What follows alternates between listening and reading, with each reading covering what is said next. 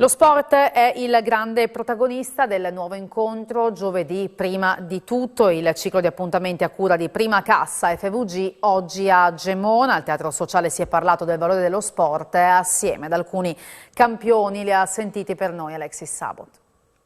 Nella mia vita è stato fondamentale lo sport, nello specifico la pallacanestro, ma non solo la pallacanestro, perché io credo molto nella multidisciplinarità, ovvero che possa servire qualsiasi piccola attività muscolare per veramente ottenere dei buoni risultati.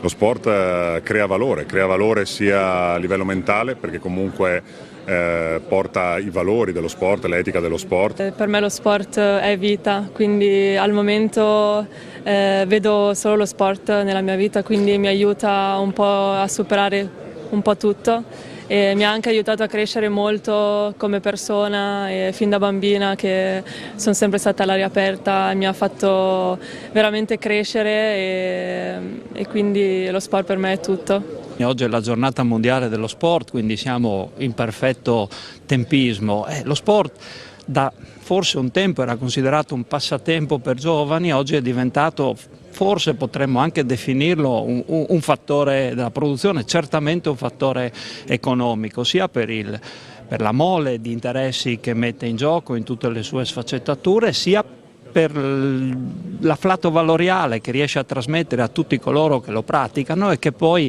quei valori che apprendono durante l'attività sportiva se li portano dietro lungo tutta la carriera lavorativa.